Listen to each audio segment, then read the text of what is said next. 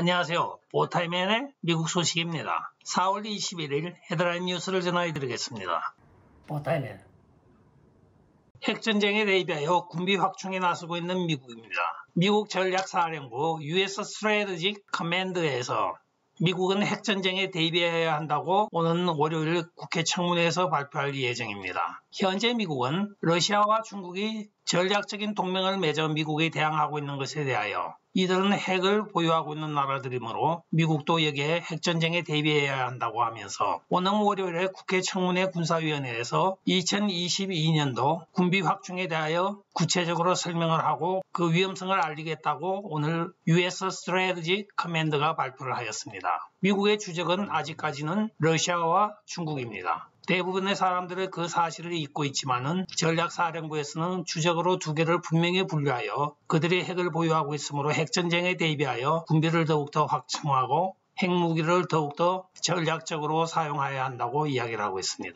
유타주 공화당 의원인 월지스 오웬스가 니들이 진 크로우법을 알아 하면서 민주당과 조 바이든에 대하여 질타를 하고 있습니다. 최근에 민주당과 조 바이든이 툭하면 진 크로우법의 재생이라고 하면서 공화당을 맹공을 하고 있는 데 대하여 자신은 진 크로우법을 실제로 몸으로 체험하며 겪어왔던 알라바마주 출신의 의원이라고 하면서 자기가 초등학교 다닐 때 아버지는 길 건너 자기를 내려주고 학교 들어가는 걸 쳐다보며 학교 화장실이 백인 출입구와 흑인 출입구가 따로 있고 경우에 따라서는 주유소에 갔을 때는 백인은 앞에 있는 화장실이지만 흑인은 뒤에 진흙탕길에 있는 뒷문으로 들어가는 화장실이 따로 있었다고 하면서 자기는 직접 진 크로우법을 경험한 의원이라고 이야기하였습니다. 그리고 자기가 초등학교와 중학교 다닐 때 학교에 새 책을 공급하지 않아서 백인들이 있는 학교에 가서 전 학년들이 쓰고 남은 책들을 얻어와서 공부를 하였다고 이야기를 하고 있습니다. 그리하여 최근에 민주당과 조 바이든이 툭하면 진 크로우법을 들고 나와서 공화당의 진 크로우법을 재생시킨다고 이야기를 하고 있는데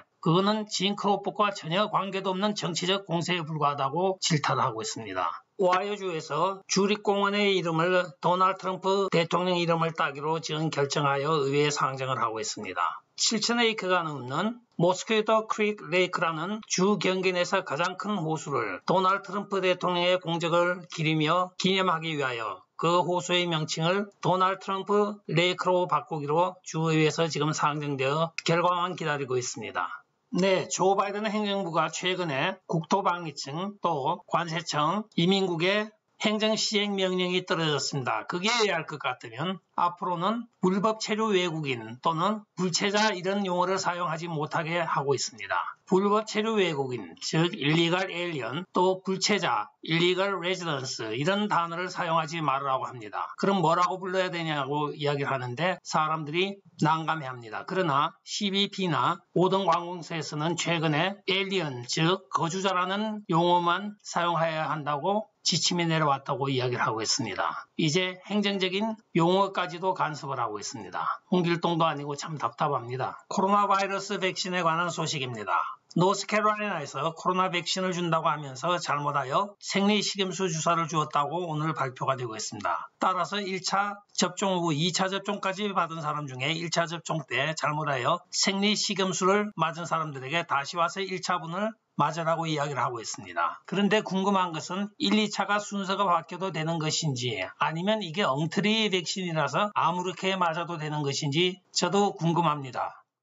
본격적인 스타워즈의 시기가 도래하고 있습니다. 2021년 현재 중국이 400개, 러시아가 200개의 인공위성을 우주에 쏘아 올려가지고 운행을 하고 있습니다. 한편 이들의 숫자는 2030년이 되면 거의 2배로 늘어날 것이라고 오늘 미 우주방위군에서 공식적으로 발표를 하고 있으며 따라서 미국도 급히 우주전쟁에 대비한 군비를 더욱더 확충해야 한다고 오는 월요일에 국회 군사위원회에서 청원할 계획이라고 하고 있습니다. 군비 예산 시간이 다가오자 각 군이 분주해지고 있습니다. We the People의 멤버인 여러분들도 잘 아시는 리누드 변호사가 고향인 조지아를 떠나서 사우스캐롤라이나로 지금 이적을 하고 있습니다.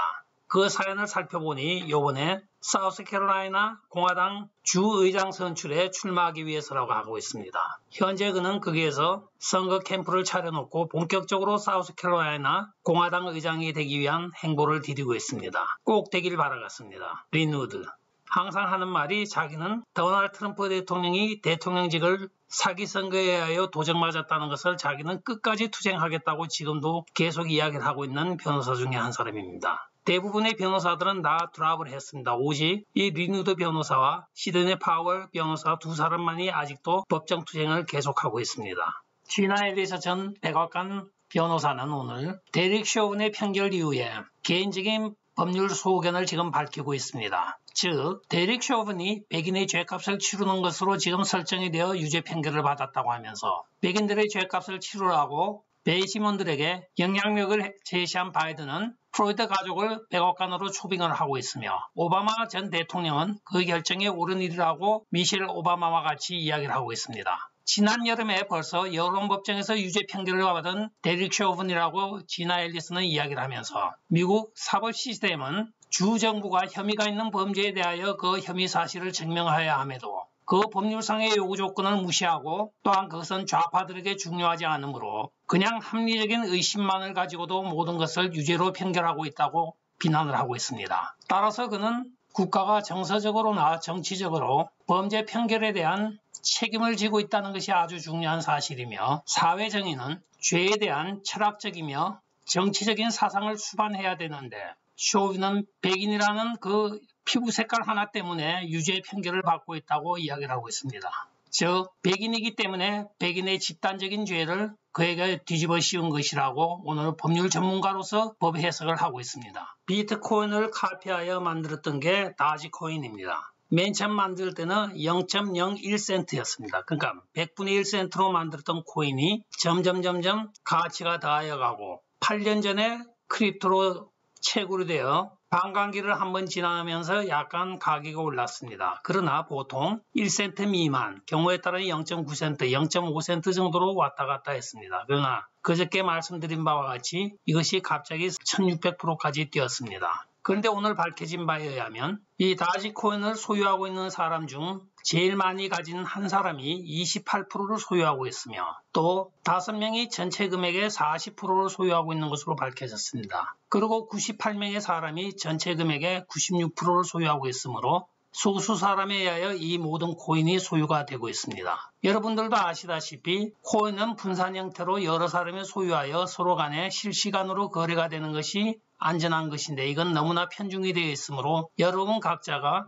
이 코인의 특성을 잘 살펴서 투자하시기 바라겠습니다. 한편 오늘 총 시가 460억 달러로 치솟음에 따라서 포드 자동차나 GM 자동차보다도 외형이 더 커져 있습니다. 일부 전문가들이 바라볼 때는 만약에 이 거품이 꺼지게 된다고 하면 도로 9센트 정도로 떨어질 것이라고 보고 있는데 오늘 현재 32센트를 바라보고 있습니다. 그러나 어저께 4월 20일 다지데이에 1달러를 도달할 것이라고 예측하였던 것은 많이 빗나가고 있습니다. 그게 훨씬 못 미친 30전에 마감을 하였습니다. 네, 사람들의 의식 구조가 다르다고는 하지만 이 경우에는 무슨 말을 해야 될지 저도 모르겠습니다. BLM 폭동의 시발점이 된 조지 플로이드의 죽음에 대해서는 여러분들이 잘 아실 겁니다. 그러나 오늘 조지 플로이드 죽음에 직접 관여하였던 데릭 쇼븐 경관이 3개의 모두 유죄 판결을 받아서 40년형을 오늘 확정지었습니다. 여기에 대하여 죽은 조지 플로이드의 여자친구가 나와서 조지 플로이드가 죽어줘서 고맙다고 하면서 그로 인하여 많은 민주주의가 지금 미국에서 자행되고 있다고 이야기를 하고 있습니다. 도대체 의식구조를 이해 못하겠고 여기에 대하여 오늘 낸시 펠로시도 기자와의 인터뷰에서 민주화를 위하여 조지 플로이드가 죽은 것은 참 잘된 일이라고 이야기를 하고 있습니다. 사람의 죽음을 두고 잘 죽었다고 이야기하는 이 사람들의 의식구조를 우리 정상적인 사고를 가진 사람들로서는 이해가 가지를 않습니다. 끝까지 시청해 주셔서 감사합니다. 좋아요, 구독, 알림 그리고 공유 부탁드리고 댓글 많이 부탁드리겠습니다. 안녕히 계십시오.